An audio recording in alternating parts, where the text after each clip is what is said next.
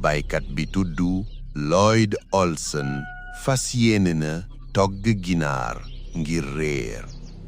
mu tànn benn sixa bu am 5 weer ñu koy woowe Mike. bi mu daggee bopp bi ba pare ginaar gi wéy di dox ni lu xewul. deret ju fàtte moo tax mu bañ a nàcc. amutul bopp wante lu bari ci reenu xel mi ak benn nopp dañu rëcc.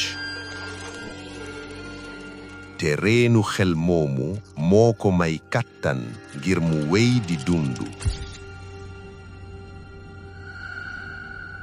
Mike sixa bu amul bopp siiw na lool.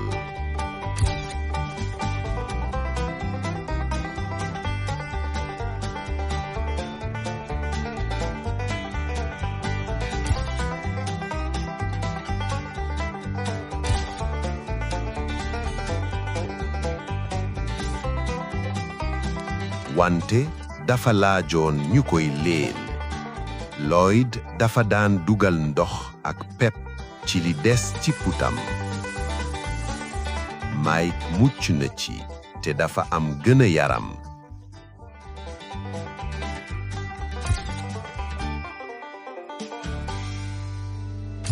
moo jël ñeenteelu place ndax dafa dundu fukki ak juróom-ñeenti fan te amul bopp.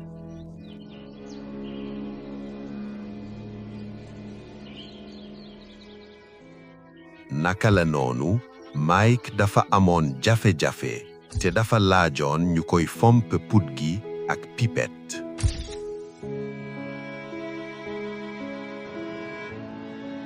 benn bis Lloyd gisul pipette bi ci waxtu. te ginaaram bi amul bopp dee na wante dugg na ci taarix